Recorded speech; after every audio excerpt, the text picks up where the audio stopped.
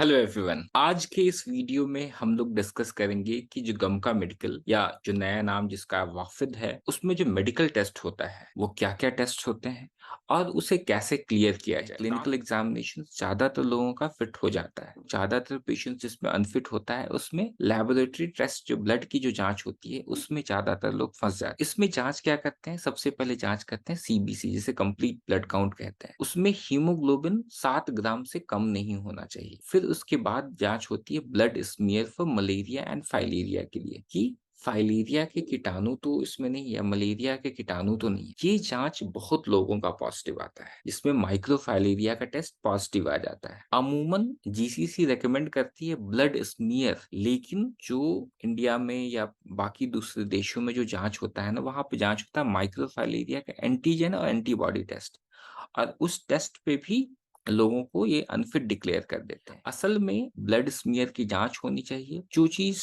जांच रात में होनी चाहिए, 10 से 1 के बीच में होनी चाहिए, उसमें माइक्रोफाइलेरिया दिखने के चांसेस ज्यादा होते हैं। लेकिन इसको बाईपास करने के लिए लोग दूसरे जांच जो होते हैं ना वो जांच करा लेते हैं, जैसे कि एंटीजन टेस्ट और एंटीबॉडी टेस्ट। अगर उसमें नेगेटिव आ जाता है तो अच्छी बात है, लेकिन अगर पॉजिटिव आता है तो उसका इलाज होता है, और इलाज होने से ये दिक्कत ठीक हो जाती है। इसके इलाज को लेकर मैंने काफी वीडियो बनाया है, जिसका लिंक मैंने दे दिया है, आप देख सकते हो। और दूसरा है मलेरिया। अगर मलेरिया पॉजिटिव आता है तो उसका इलाज काफी आसान है। 3 दिन का सिर्फ कोर्स होता है और उससे मलेरिया खत्म हो जाता है। इसके बाद 14 दिन की और दवाइयां ली जाती हैं ताकि मलेरिया का कोई अंश नहीं रह जाए और वो दोबारा नहीं हो पाए। अगर प्लाज्मोडियम वाइवेक्स है तो, प्लाज्मोडियम फैल्सिपेरम है तो ऐसी कोई दिक्कत नहीं होनी चाहिए। इसके बाद जांच करते हैं शुगर की। शुगर नॉर्मल होना चाहिए। अगर शुगर नॉर्मल से ज्यादा है तो इसका इलाज करना चाहिए। शुगर का इलाज कैसे हो इसके लिए भी मैंने वीडियो बनाया है, और इसका लिंक भी मैंने दे दिया है,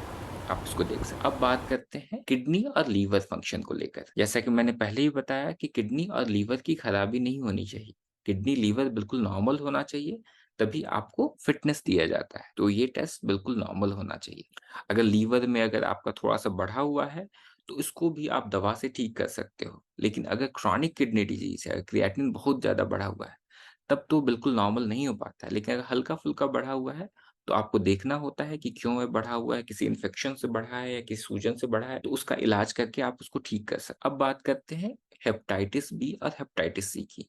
इसमें काफी लोग इसमें पॉजिटिव आ जाते हैं। तो हेपेटाइटिस बी और हेपेटाइटिस सी एक वायरल इन्फेक्शन होता है जो कि खून के सहारे फैलता है, नहीं तो सेक्सुअल रूट से फैलता है, नहीं तो माँ से बच्चे में आ सकता। यही तरीका होता है हेपेटाइटिस बी के फैलने का। अगर आप किसी को हेपेटाइटिस बी है, उसका सुई चुभा के फिर दूसरे में भी चुभ जाएगा तो भी हो सकता है। तो हेपेटाइटिस बी का भी इलाज होता है और हेपेटाइटिस सी का भी इलाज। हेपेटाइटिस बी और हेपेटाइटिस सी का इलाज होता है जिनको क्रॉनिक हेपेटाइटिस बी हो या जिनका हेपेटाइटिस बी का वायरल लोड काफी बढ़ा हुआ हो। इसकी गाइडलाइंस बनी हुई है कि किस पेशेंट्स का इलाज होता है। हेपेटाइटिस बी का इलाज कैसे होता है इसका मैंने एक वीडियो बनाया हुआ है, आप वो वीडियो भी देख सकते हो, जिसमें हेपेटाइटिस बी से जुड़ी सारी जानकारियां आपको दी हुई हैं।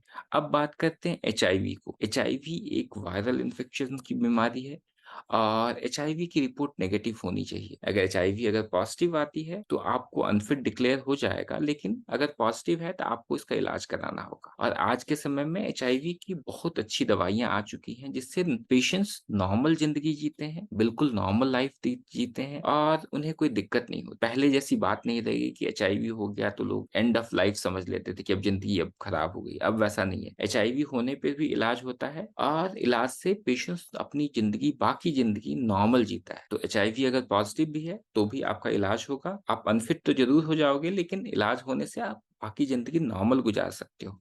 एचआईवी के बारे में भी डिटेल में वीडियो मैंने काफी बनाए हुए हैं, आप वो वीडियो देख सकते हो। अब बात करते हैं सिफिलिस को लेकर। तो सबसे पहला जांच जो होता है उसे वीडीआरएल कहते हैं, जो एक स्क्रीनिंग टेस्ट होता है। मतलब इससे काफी लोगों में वीडीआरएल करके देख लिया जाता है, जिसका जिसका पॉजिटिव आता है उसमें हम लोग टीपीएचए की जांच करते हैं। टीपीएचए ट्रिप्नेमा पैलिडम हीमोग्लूटिनेशन टेस्ट होता है। ये एक कंफर्मेशन की जांच है। अगर वो पॉजिटिव आ जाता है तो उसको कंफर्म करने के लिए हम लोग टीपीएचए की जांच करते हैं। अगर टीपीएचए नेगेटिव है तो नेगेटिव ही इसे माना जाता है। अब बात करते हैं यूरिन की जाँच की, तो यूरिन की जाँच की जाती है जिसमें शुगर, एल्ब्यूमिन और कुछ कीटाणु हैं कि नहीं उसकी जाँच करके देखी जाती है। उसी तरह से स्टूल का सैंपल लिया जाता है, उसमें भी देखा जाता है कि किसी तरह का ब्लड तो नहीं आ रहा है, किसी तरह के कीटाणु तो नहीं आ रहे हैं। अगर आप वैसे जगह से आ रहे हो जहाँ पे टाइफॉइड बहुत ज़्यादा होता है, कॉलेरा बहुत है, शिगेला बहुत है, तो उसका कल्चर भी करना होता है, ताकि ये देख लें कि आपके पेट में वैसे कीटाणु तो नहीं है। ये सब जाँच इसीलिए करा के देखा जाता है ताकि ये बीमारी जिस देश में आप जा रहे हो वहाँ पे आप ना फैला दो। चेस्ट एक्स-रे सबको रिकमेंडेड है ये देखने के लिए कि छाती में किसी तरह का दाग तो नहीं है। चेस्ट एक्स-रे से हमको आपका फेफड़े का पता तो चलता ही है, लेकिन साथ ही साथ हम हार्ट का भी स्टेटस देख लेते हैं, जो पीछे रीढ़ की हड्डी है उसको भी देख पाते हैं। पहले कभी टीबी हुआ है कि नहीं, पहले कोई टीबी का दाग है कि नहीं, वो भी दिख जाता है। काफ़ी पेशेंट्स आते हैं जो कहते हैं कि टीबी का दाग को ठीक कर दें। देखो, अगर आपको पहले टीबी हो चुकी है और आपने अगर सही समय पे इलाज करा लिया है, तो टीबी का दाग रहता नहीं है। लेकिन अगर आपने टीबी कॉम्प्लिकेटेड हो गई है, आपने सही से उसकी दवा नहीं खाई है, तो टीबी का दाग ज़िंदगी भर रहता है, वो दाग खत्म नहीं हो लेकिन अगर आपको नॉर्मल इन्फेक्शन है, जैसे ब्रोंकाइटिस है या निमोनिया है, तो वो बिल्कुल जड़ से खत्म हो जाता है, उसके दाग भी नहीं रहते हैं। तो एक नॉर्मल एक्स-रे ज़रूर करा लेना है। प्रेगनेंसी में एक्स-रे रिकमेंडेड नहीं होता है। अगर प्रेग्नेंट महिला अगर इसे रिफ्यूज़ कर रही है तो चेस्ट एक्स-रे को पोस्टपोन कर सकते हैं। जन्म के बाद जब बच्चा का डिलीवरी हो जाता है तब आप एक्स-रे करा सकते हैं। Thank you. तो अगर आपको कोई और दिक्कत हो और इसमें से किसी भी रिपोर्ट्स में कोई दिक्कत है तो आप हमारे यूट्यूब चैनल पे कमेंट कर सकते हो या आप मुझसे डायरेक्टली कंसल्ट करना चाहो तो ऑनलाइन कंसल्टेशन की लिंक नीचे दिया हुआ है जहाँ पे आप अपॉइंटमेंट बुक करके मुझसे कंसल्ट भी कर सकते हो। Thank you.